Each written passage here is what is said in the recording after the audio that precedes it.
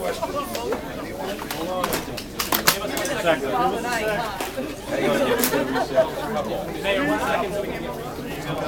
Couple questions. Just a couple. Ready?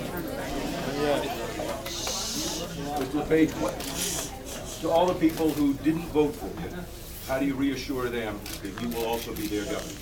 Well, I think many people really sort of did something very interesting. First time in nearly my lifetime anyways, is to protect themselves on the backside. They changed the legislature and the Senate to Republican so that they can keep me focused on the direction we need to go. Paul, what's the process for the transition team? Have you actually picked some people for that yet? Are you guys meeting? And who are some of those people? The honest truth is, we stayed up all night. I slept about an hour and a half. I just woke up just before I got here.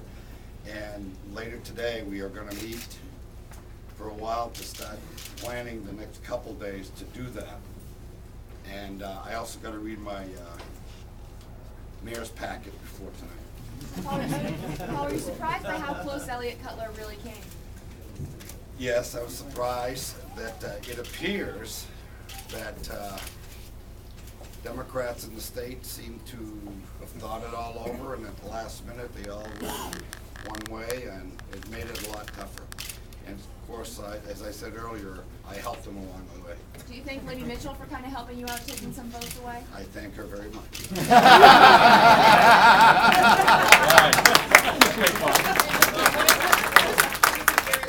Campaign, like you said, 15 months. What was the high point for you with the win aside, and what was the hardest part of the campaign for you? The hardest part of the campaign was how negative this campaign got, and how, quite frankly, to all of you in the press, the print press I thought was more hostile than it needed to be.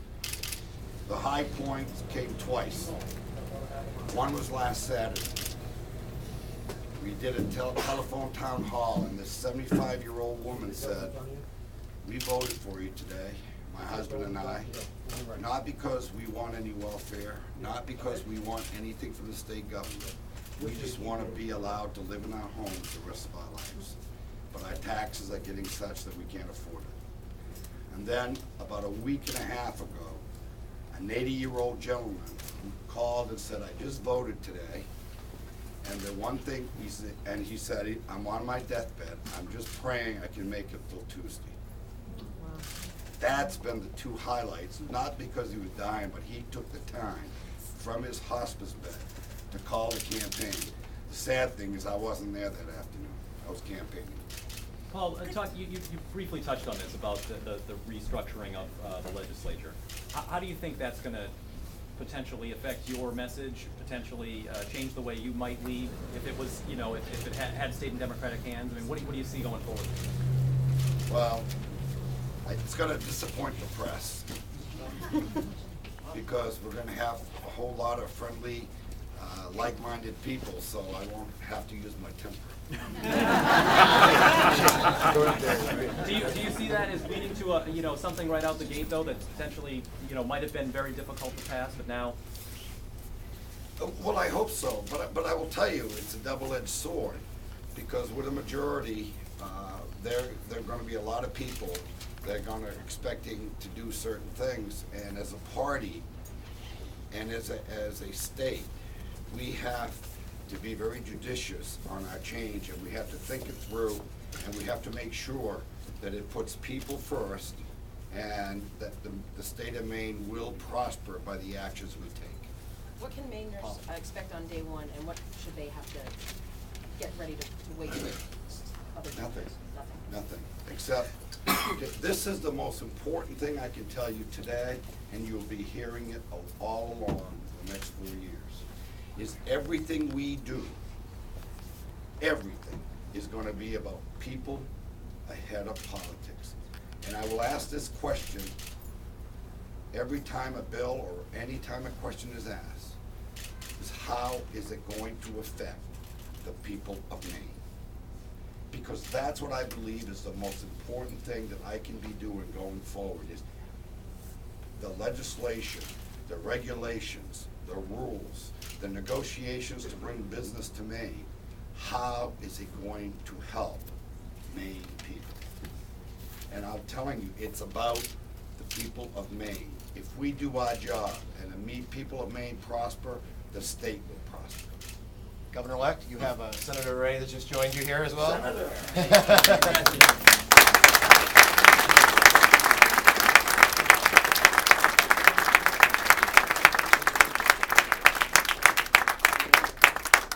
you can ask these two gentlemen how it's going on, since I'll be working with them very, very closely. Thank you. Did you speak to Governor Baldacci, and can you describe the conversation if it did take place? My understanding, as I said, we stayed up most of the night waiting for the results.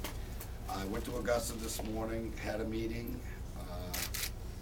came back, and I did take a nap, believe it or not. I slept for about 2 hours. I understand the governor called while I was sleeping. He left a message. I will be calling him back. Tell us what you said to Elliot Cutler in your phone conversation this morning. Elliot was very, very gracious.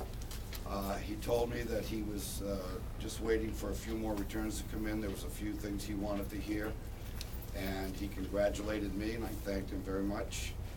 And then I said, hooray!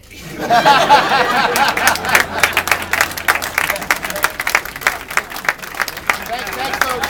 Governor-elect. Anyone else? Good. Would you have a job for him? You know, I don't know.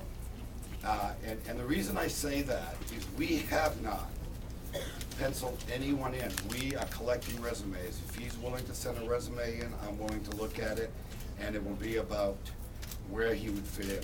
I'm not saying no to anyone. We are looking for resumes. If you feel you can help the state, send them in. So does that mean there'll be, spots for Republicans, Democrats, Independents? I guarantee that. Any idea when you'll have your budget proposal ready?